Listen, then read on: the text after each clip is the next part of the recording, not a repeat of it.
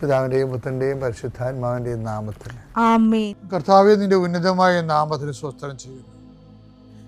കർത്താവേ, നിന്റെ വിശുദ്ധ പൗരോഹിത്യത്തെ മഹത്വപ്പെടുത്തണമേ. കർത്താവേ, സഭയിലുള്ള സാന്നിധ്യം പ്രകടമാക്കണമേ. 40 വർഷം ഞാൻ അർപ്പിച്ച കൃപാനയുടെ യോഗ്യതയാണ്. കൃപാസ്ഥാനത്താറെ ജീവനോടെ പ്രത്യക്ഷപ്പെട്ട പരിശുദ്ധ അമ്മയുടെയും മാധ്യസ്ഥത്തിൽ ഇന്ന് കൃപാസ്ഥാനത്താറെ നടക്കുന്ന 10,000-കണക്കിന് മനുഷ്യരുടെ പ്രാർത്ഥനയോട് കൂടെ ദൈവവേദലെ ഞാൻ നിന്നെ ഈശോനാമത്തിൽ ആസ്വദിക്കുന്നു. ജോലി നഷ്ടപ്പെട്ടവരെ, വിസ പ്രോസസ് ചെയ്യാത്തവരെ, വിസ നഷ്ടപ്പെട്ടവരെ, വിസ തീർന്നു പോയവരെ, വിദേശ ജോലിക്ക് വേണ്ടി ശ്രമിക്കുന്നവർ, അതിനുവേണ്ടിയുള്ള ഒരുക്കങ്ങൾ പൂർത്തിയാക്കിക്കൊണ്ടിരിക്കുന്നവർ, ഇടയ്ക്ക് വെച്ച് ആ ഫയൽ ക്ലോസ് ചെയ്തിരിക്കുന്നവർ, പെൻഡിങ് ആയിരിക്കുന്നവർ, വിവാഹം ഒത്തുവരാത്തവർ, ഒത്തുവന്ന വിവാഹം നഷ്ടപ്പെട്ടു പോയതിൻ്റെ വേദന ഉള്ളവർ, മക്കളില്ലാത്തവർ, മക്കൾക്ക് വേണ്ടി ഇപ്പോൾ പ്രഗ്നൻ്റ് ആയിരിക്കുന്നതും അതേസമയം തന്നെ എന്തെങ്കിലും മെഡിക്കലായിട്ടുള്ള കുഴപ്പങ്ങളുള്ളത് വേദനിച്ചിരിക്കുന്നവർ, അവരെല്ലാം അമ്മയുടെ മധ്യസ്ഥത്തിൽ ഈശോ നാമത്തെ ആസ്വദിക്കുന്നു. ഭവനരഹിതർ, വീടില്ലാത്തൊരു, സ്ഥലമില്ലാത്തൊരു, വഴിയില്ലാത്തൊരു വീട് വിൽക്കാൻ ആഗ്രഹിക്കുന്നവരെ, എടുത്ത് മറ്റു സ്ഥലങ്ങളിലേക്ക് പോയി താമസിക്കാൻ ആഗ്രഹിക്കുന്നവർ, അവിടെ നിലവിലുള്ള ദോഷങ്ങളെ ഈശോനാമത്തിൽ ബന്ധിക്കുന്നു. വിവാഹം ഒത്തുവരാൻ പോകുന്നു, അത് നടത്തിക്കൊണ്ടു പോകാനുള്ള പണമില്ല, അത് നടത്തിക്കൊണ്ടു പോകാനുള്ള, വിവാഹം നടത്താനാണില്ല, അപ്പനില്ല, അമ്മയില്ല, സഹോദരങ്ങളില്ല, ഉള്ളവർ തന്നെ വിവാഹം നടക്കരുതെന്ന് ആഗ്രഹിക്കുന്ന ഒറ്റപ്പെട്ടു പോണ ജന്മങ്ങൾ, മാതാവേ, ആ വിഷയം ഏറ്റെടുത്തുകൊണ്ട് അമ്മ ഈസ്റ്റർ കഴിയുമ്പോൾ അത് നടത്തി കൊടുക്കാൻ ഇടയാക്കണം പ്രാർത്ഥിക്കുന്നു. എൻ്റെ കർത്താവിൻ്റെ ഉന്നതമായ നാമത്തിൽ വെള്ളമില്ലാത്തവർ, ഒത്തിരിയേറെ കുഴൽക്കിണർ കുത്തിയിട്ടും ഒത്തിരി ആഴത്തിൽ കുത്തിയിട്ടും പണം നഷ്ടപ്പെട്ടിട്ടും വെള്ളം കാണാത്തവർ, ആ സ്ഥലം വിൽക്കാൻ പറ്റണില്ല, അവിടെ ജീവിക്കാൻ പറ്റാത്ത വിഷയത്തിലുള്ള എല്ലാ മക്കളെയും കർത്താവിൻ്റെ നാമത്തിൽ ആശീർവദിക്കുന്നു. വീട് പണി തുടങ്ങാൻ പോകുന്നവർ, വീട് പൂർത്തിയാക്കാൻ പോകുന്നവർ, വീട് പരവാസ്ഥയിൽ ആചരിക്കാൻ പോകുന്നവർ, അതിന് സാമ്പത്തിക കടങ്ങളുള്ളവർ, ലോൺ പാസ്സാകാത്തവർ, ലോൺ പ്രോസസ്സിലിരിക്കുന്നവർ, സിവിൽ നോട്ട് കുറവുള്ളവർ, പോയിൻ്റ് കുറവുള്ളവർ, ആ മേഖലകളിലെല്ലാം കർത്താവ് അവിടെ കഴിവിനേക്കാൾ ഉപരി ദൈവത്തിൻ്റെ കൃപ കൊണ്ട് ആ വിഷയം ദൈവ തീരുമാനം ഉണ്ടാകാൻ ഇടയാക്കണമേ. എൻ്റെ കർത്താവിന് ഉന്നതമായ നാമത്തിൽ ഏതെല്ലാം വിഷയങ്ങൾ വിട്ടുപോയിട്ടുണ്ടെങ്കിൽ അങ്ങനെ മക്കളതെല്ലാം മനസ്സിൽ ഓർക്കുന്ന ഈ സമയത്ത് ഞാൻ അതിനെക്കൂടി അഡ്രസ്സ് ചെയ്തുകൊണ്ട് ഈശോയുടെ നാമത്തിൽ ആശീർവദിക്കുന്നു. നിത്യം പിതാവും പുത്രനും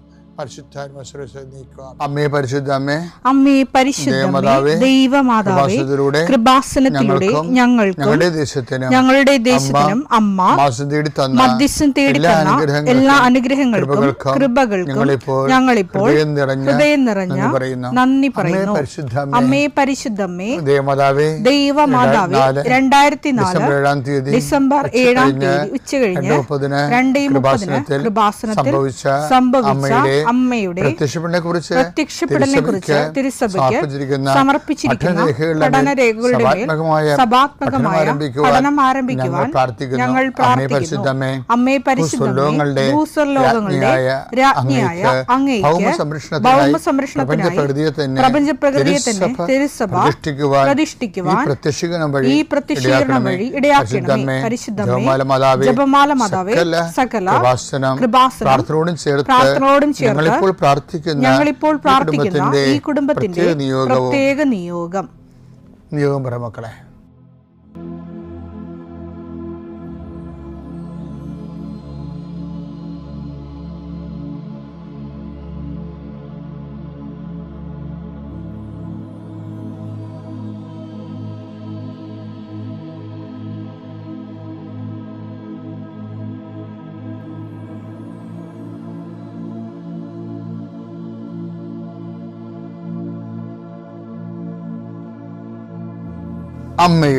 അമ്മയുടെ പ്രത്യക്ഷീകരണത്തിന്റെ ഈ അനുഗ്രഹവേളയിൽ ഞങ്ങൾക്ക് സാധിച്ചു തരുവാൻ കനിയണമേ.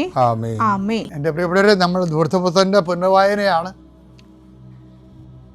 ഇന്നത്തെ ഈ ധൂർത്തപുത്രൻ തിരിച്ചു വരുമ്പോൾ ഒരു ട്രാജഡി നടക്കുന്നുണ്ട്. അത് നിങ്ങൾ അക്സെപ്റ്റ് ചെയ്യാൻ തയ്യാറായിരിക്കണം. അവൻ ദുരഭിമാനം പോലും ഇല്ലാതെ തിരിച്ചു വരുന്നുണ്ട്. പക്ഷേ ആ തിരിച്ചു വരവിൻ്റെ അകത്തും നമ്മളത് ശരിക്കും വായിച്ചാൽ ഒരു ശോകം ഉണ്ടതിൻ്റെ അകത്ത്. കാര്യം ഇവൻ ഒത്തിരി കാര്യങ്ങൾ അപ്പനോട് പറയുന്നുണ്ട്.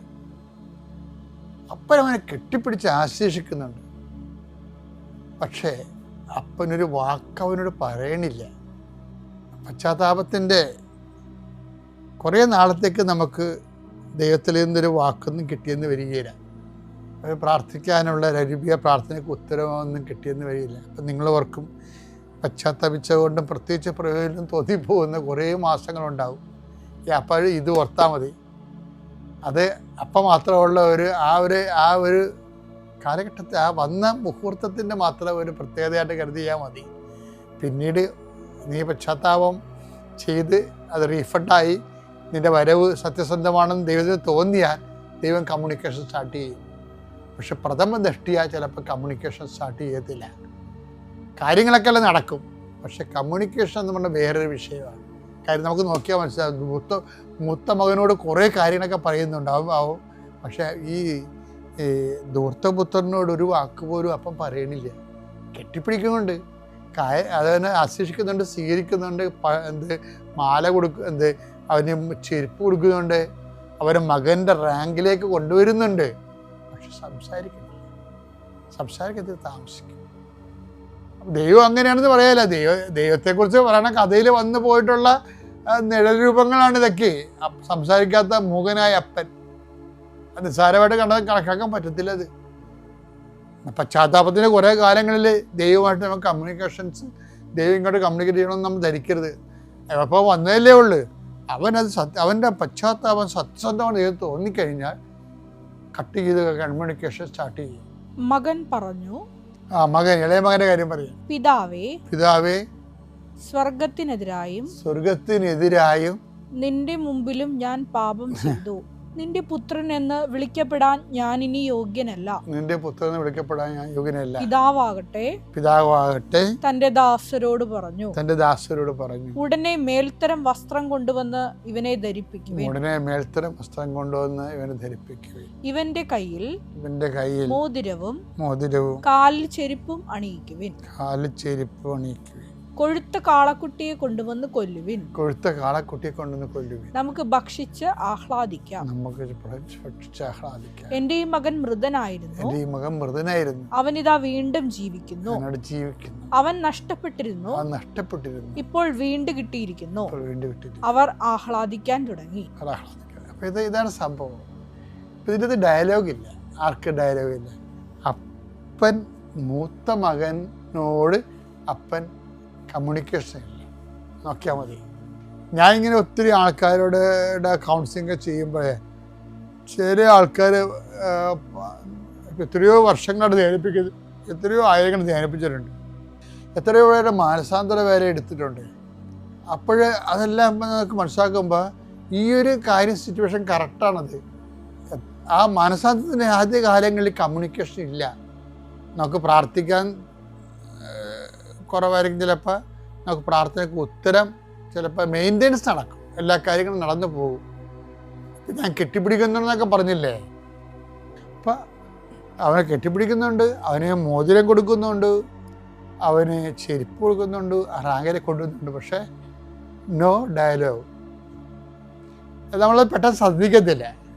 പക്ഷേ നമ്മളെ ഈ ആൾക്കാരുടെ മാനസാന്തരത്തെ കാണുമ്പോൾ നമുക്ക് തോന്നിയിട്ടുണ്ട് കുറേ നാളത്തേക്ക് കമ്മ്യൂണിക്കേഷൻ ഇങ്ങനെ സൈലൻ്റ് കമ്മ്യൂണിക്കേഷൻ ആയിരിക്കും.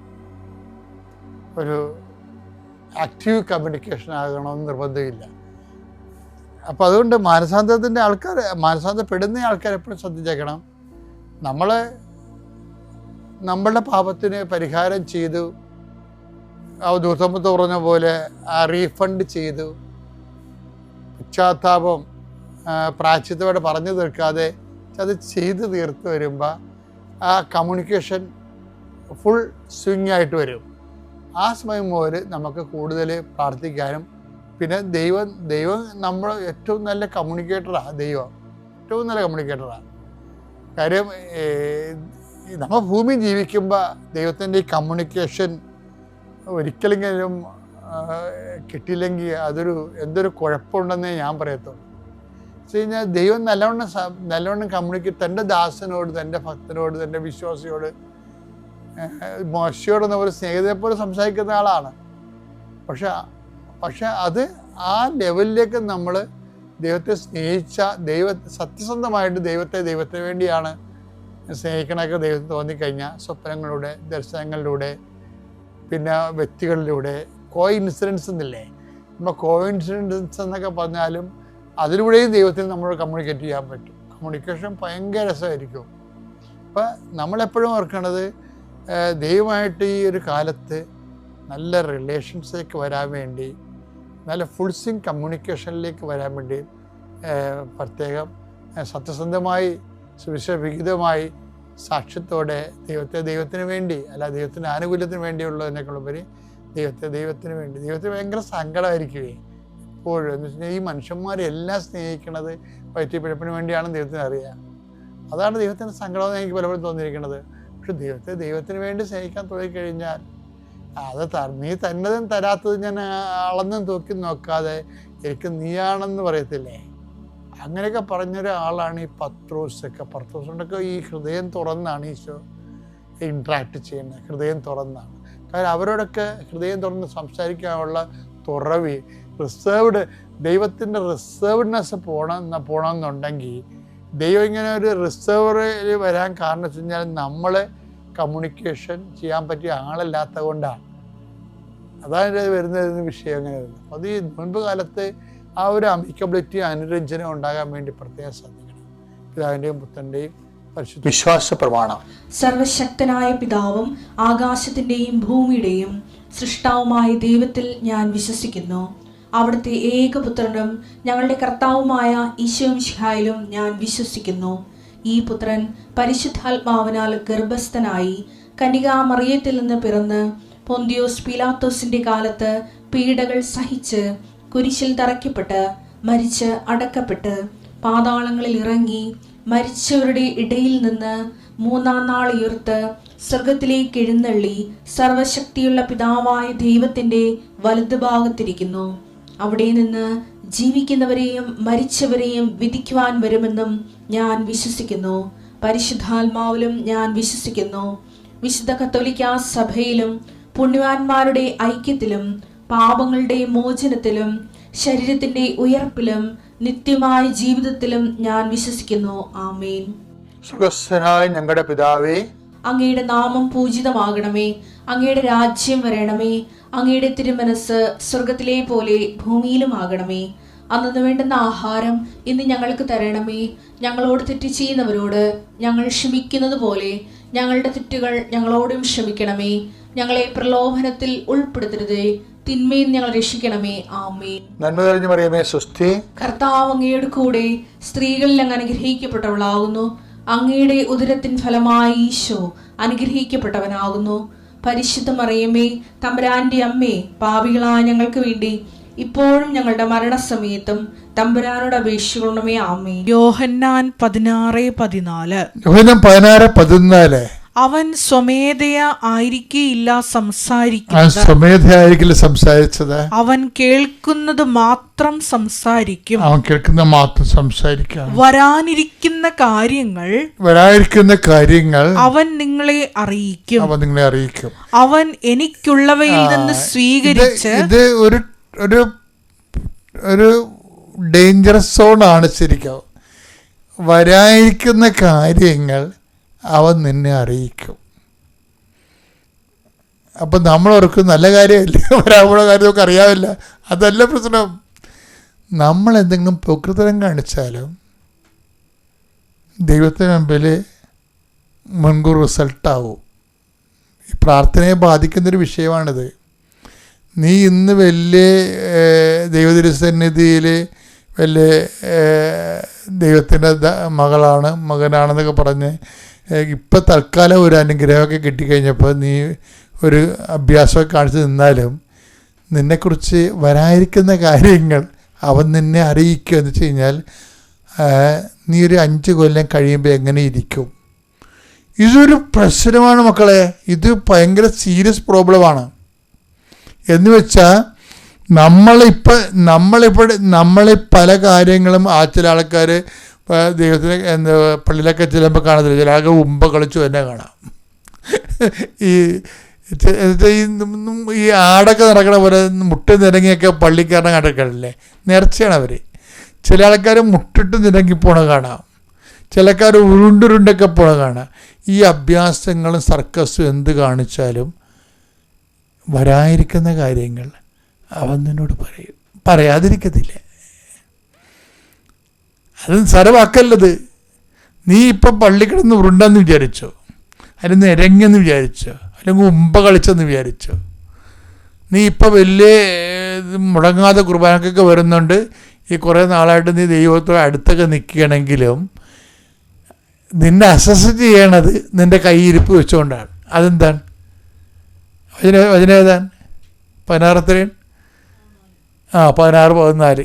ഇത് DTP ചെയ്ത് വേണമെങ്കിൽ അടുക്കള ഒട്ടിച്ചു വെച്ചോ. എന്താ സംഭവം? ഇത് നമ്മുടെ തലവിധിയാണ് ഈ സംഭവം. എന്താണ്? വരാതിരിക്കുന്ന കാര്യങ്ങൾ അവൻ നിന്നോട് പറയും. അപ്പം നമ്മളെ നാളെ ഞാൻ ചില ആൾക്കാർ പറയവേ, നാളെ ചെയ്യാൻ പറ്റാത്ത കാര്യങ്ങൾ ഇന്ന് ചെയ്യുമെന്ന് നമ്മൾ വീമ്പടിക്കരുത്. എന്നുവെച്ചാൽ നമ്മളെപ്പോഴും പ്രശ്നം, കർത്താവിൻ്റെ തിരുസന്നിധി ഒരു സന്തുലിതാവസ്ഥ നിലനിർത്താൻ കഴിയണേ. അതായത് ചില സമയത്ത് പീക്കിലോട്ട് ദൈവ ചൈതന്യം ഇങ്ങനെ പോവും, എന്നിട്ട് നേരെ ഗ്രാഫ് താഴേക്ക് വരും, പിന്നെ ഉയരും, ഇങ്ങനെ താഴും. അങ്ങനെ പോകേണ്ട കാര്യമില്ല. ശരിക്കും പറഞ്ഞാൽ യാതൊരുവിധ വെല്ലും ബ്രേക്കും ജീവിതത്തിൻ്റെ മേലില്ലെങ്കിലും എപ്പോഴും ദൈവത്തെ സംബന്ധിച്ചിടത്തോളം കിട്ടണ അനുഗ്രഹത്തിന് ആനുപാതികമായിട്ടാണ് നിങ്ങളെ കേൾക്കണ പാട്ടിന് പറ്റുന്ന ഡാൻസ് എന്ന് പറഞ്ഞല്ലേ, കേൾക്കണ പാട്ടിന് പറ്റുന്ന ഡാൻസ്.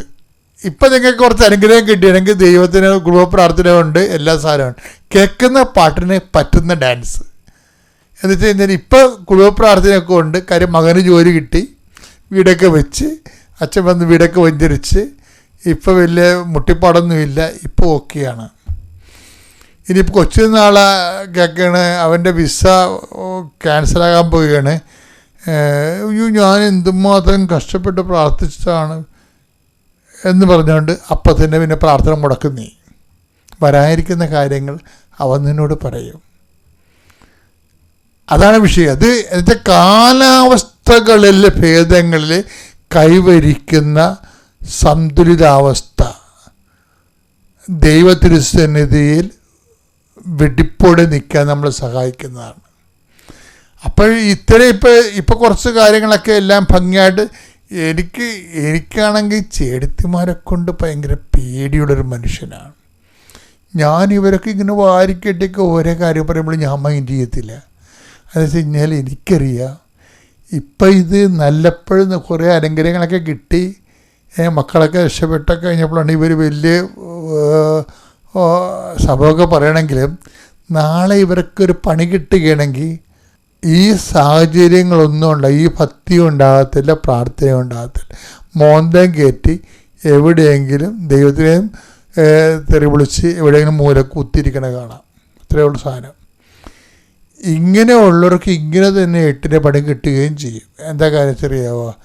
അതായത് നീ അത്തവൃക്ഷത്തിൻ്റെ ചുവട്ടിലായിരിക്കുമ്പോൾ ഇത് പക്ഷേ ഇതിന് വരവ് ഇത്തിരി പെശക് വരവാണ് ഈ വരുന്നത്. ഇപ്പോൾ നീ ഒരുത്തരെ കണ്ടുമുട്ടിയ കാര്യമാണ്. ആ നാന്താരിയല്ല. റബ്ബി നീ എന്നെ എങ്ങനെ അറിഞ്ഞു എന്ന് ചോദിക്കുമ്പോൾ ഈശോ പറയും, നീ അത്തവൃക്ഷത്തിൻ്റെ ചുവട്ടിലായിരുന്നപ്പോൾ പീലിപ്പോസ് നിന്നെ കാണുന്നതിന് മുമ്പേ. അതൊക്കെ എനിക്ക് കേൾക്കുമ്പോൾ ഭയങ്കര ഇഷ്ടമാണ്. അതായത് പീലിപ്പോസ് എന്ന് പറഞ്ഞൊരാൾ നമുക്കുണ്ടാകുമല്ലോ. നിൻ്റെ അപ്പൻ, നിൻ്റെ അമ്മ, നിൻ്റെ ചിറ്റപ്പൻ, നിൻ്റെ ആൻറ്റ്, നിൻ്റെ അങ്കിള്, ഇങ്ങനെ കുറേ അണ്ണന്മാരുണ്ട്. അത് പീലിപ്പോസ്.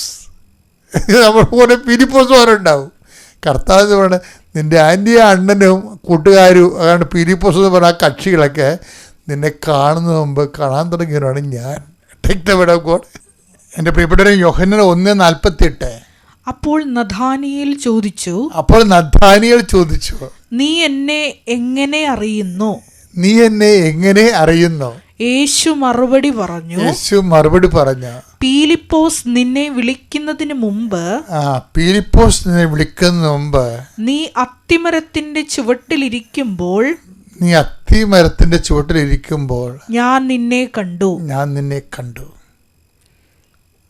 അപ്പോഴേ ഈശോയ്ക്ക് നമ്മളെക്കുറിച്ചുള്ള അസസ്മെന്റ്, എന്നിട്ട് ഈ അസസ്മെൻ്റിൻ്റെ അകത്ത് ഒരു ഐഡൻറ്റിറ്റി പറയുന്നുണ്ട്. കർത്താവ് ഫിക്സ് ചെയ്തിരിക്കുന്ന ഐഡൻറ്റിറ്റി ഉണ്ട്. എന്താണ് അത്? ഒരു വെല്ലുവിളിയാണ് നമ്മുടെ മുമ്പിൽ. എന്താണെന്ന് വെച്ച് കഴിഞ്ഞാൽ, ഇതാ ഒരു യഥാർത്ഥ ഇസ്രയേലിയൻ, ഇവനിൽ യാതൊരു കാപട്യവും ഇല്ല. എൻ്റെ മക്കളെ, ഞാൻ നിങ്ങളുടെ കാലെ പിടിച്ച് പറയുകയാണ്, കർത്താവുമായിട്ട് മുന്നോട്ട് പോകാൻ ഉദ്ദേശിക്കണമെന്നുണ്ടെങ്കിൽ ഈ വിഷയം ഒന്ന് സീരിയസ് ആയിട്ട് എടുക്കണം. എന്താണെന്ന് വായിച്ചത്? യോഹന്നാൻ 1:47. നഥാനിയേൽ തന്റെ അടുത്തേക്ക് വരുന്നത് കണ്ട് യേശു അവനെ കുറിച്ച് പറഞ്ഞു, ഇതാ നിഷ്കപടനായ ഒരു യഥാർത്ഥ ഇസ്രായേൽക്കാരൻ, ഇവനിൽ യാതൊരു കാപട്യവുമില്ല. എൻ്റെ പ്രിയപ്പെട്ട പ്രശ്നം വെച്ചാൽ, യേശുവിനെ 1650 അല്ലെങ്കിൽ 550 വർഷം മുമ്പാണ് ഹിസ്റ്റോറിക്കലായിട്ട് ഈ യാക്കോബ് എന്ന് പറയുന്ന കക്ഷി ജീവിച്ചിരുന്നത്. ഞാൻ ഉടനെ അമ്മച്ചെടുക്കാൻ ഞാൻ പറഞ്ഞു, അമ്മ നമ്മുടെ കാര്യം മാതാവ് ഏറ്റെടുത്തു. അച്ഛൻ പറയുന്ന കേട്ടില്ല, ഇത് നമുക്ക് വേണ്ടിയാണ് അച്ഛൻ ഈ പറയുന്നത്. അന്ന് അതിൻ്റെ പിറ്റേ ദിവസമാണ് ഞങ്ങൾ ഉടമ്പടി പുതുക്കാൻ വേണ്ടി ഇവിടെ വരുന്നത്.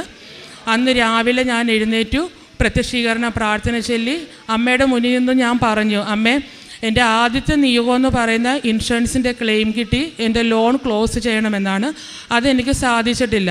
എനിക്ക് ഒരു പരാതിയോ എനിക്കൊന്നുമില്ല.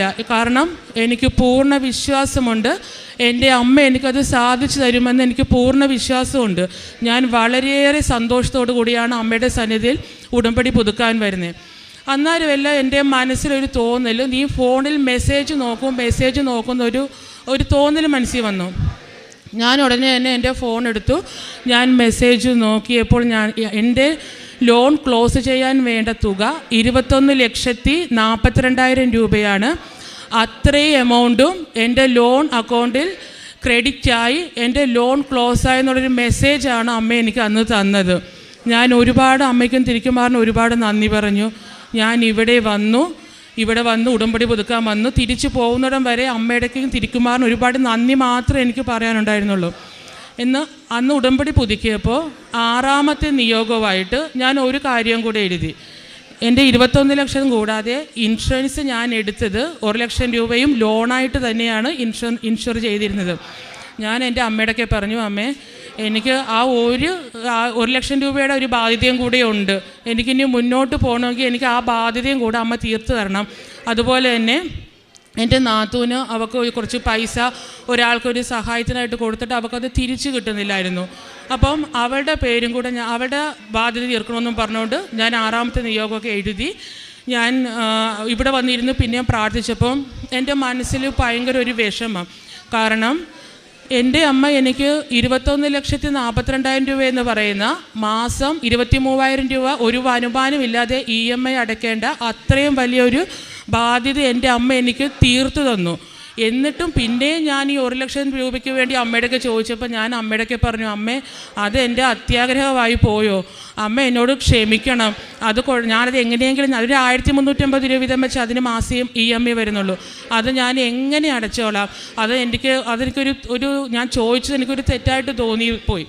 ഞാൻ അമ്മയോട് മാപ്പും പറഞ്ഞു. എനിക്ക് തന്ന വലിയ കൃപകൾക്ക് അമ്മയ്ക്ക് നന്ദിയും പറഞ്ഞു. ഇവിടുന്ന് ഞാൻ തിരിച്ച് വീട്ടിൽ പോയി നേരെ ഞാൻ ബാങ്കിൽ ചെന്നു. സാറിനോട് ഞാൻ ചോദിച്ചു, എൻ്റെ ലോണിൻ്റെ കാര്യം ചോദിച്ചപ്പോൾ സാറ് പറഞ്ഞു, ചേച്ചിയുടെ ലോൺ ഹോം ലോണിൻ്റെ EMI അടയ്ക്കാൻ എല്ലാം 21,42,000 അക്കൗണ്ടിൽ ക്രെഡിറ്റ് ആയിട്ടുണ്ട്. ചേച്ചിക്ക് ഇനി ലോൺ അടയ്ക്കേണ്ട, ചേച്ചിയുടെ ലോൺ ക്ലോസ് ആകും, ഒരാഴ്ചക്കുള്ളിൽ ചേച്ചിയുടെ ഡോക്യുമെൻറ്റ്സ് തിരിച്ചു കിട്ടുമെന്ന് പറഞ്ഞു. അപ്പോൾ ഞാൻ ആ സാറിൻ്റെയൊക്കെ പറഞ്ഞു, സാർ ഇനിയിപ്പോൾ 1 ലക്ഷം രൂപയുടെ ബാധ്യതയും കൂടി ഉള്ളല്ലോ, അത് ഞാൻ മാസം അടച്ചോളാം. അന്നേരം ആ സാറിൻ്റെയൊക്കെ പറഞ്ഞു, ചേച്ചി അതും അടയ്ക്കണ്ട, ആ ലോണിൻ്റെ പൈസയും ചേച്ചിയുടെ അക്കൗണ്ടിൽ ക്രെഡിറ്റ് ആയിട്ടുണ്ട്. 2ആയിട്ടാണ് ട്രാൻസ്ഫർ ആയിരിക്കുന്നത്. ഒന്ന് ഹോം ലോൺ അക്കൗണ്ടിലോട്ടും 1 ലക്ഷം രൂപയുടെ ഇൻഷുറൻസിൻ്റെ ലോണ് അത് അമ്മയുടെ അക്കൗണ്ടിലോട്ടാണ് ക്രെഡിറ്റ് ആയിരിക്കുന്ന. ചേച്ചിക്ക് ഇനി ഒരു ബാധ്യതയില്ല. 2 ലോണും തീർക്കാനുള്ള പൈസ ചേച്ചിയുടെ അക്കൗണ്ടിൽ വന്ന് ചേച്ചിക്ക് ലോൺ ക്ലോസ് ആയിരുന്നു. അവിടെ വെച്ച് എൻ്റെ അമ്മയ്ക്കും തിരുക്കുമാറിന് 1000 ഞാൻ തെറ്റാണെന്ന് പറഞ്ഞ കാര്യം പോലും വിചാരിച്ചത് അമ്മ എനിക്ക് എൻ്റെ ബാധ്യത മനസ്സിലാക്കി എൻ്റെ അമ്മയും തിരുക്കുമാറിന് എനിക്ക് സഹായിച്ചു തന്നു. ഈ കഴിഞ്ഞ പെസഹായുടെ അന്ന് ബാങ്കിൽ നിന്ന് എന്നെ വിളിച്ചു, എൻ്റെ ആധാരം എനിക്ക് തിരിച്ചു തന്നു. ഞാൻ ഉടമ്പടി എടുക്കാൻ വന്നപ്പോൾ അമ്മയ്ക്കൊരു വാക്ക് കൊടുത്തിരുന്നു, ഞാൻ എൻ്റെ ഈ ലോൺ ക്ലോസ് ചെയ്ത് EMI കിട്ടി, ഇൻഷുറൻസിൻ്റെ ക്ലെയിം കിട്ടി, ലോൺ ക്ലോസ് ചെയ്ത് ഇവിടെ വരുമ്പോൾ എൻ്റെ ആധാരമായിട്ട് വന്ന് എൻ്റെ അമ്മയുടെ നടയിൽ വന്ന് എനിക്ക് സാക്ഷ്യപ്പെടുത്താനുള്ള കൃപ നൽകണമെന്ന് പ്രാർത്ഥിച്ചു. എനിക്കത് അതേപോലെ ഇന്ന് ഞാൻ ആധാരമായിട്ടാണ് ഇവിടെ വന്ന് സാക്ഷ്യപ്പെടുത്തിയിരിക്കുന്നത്.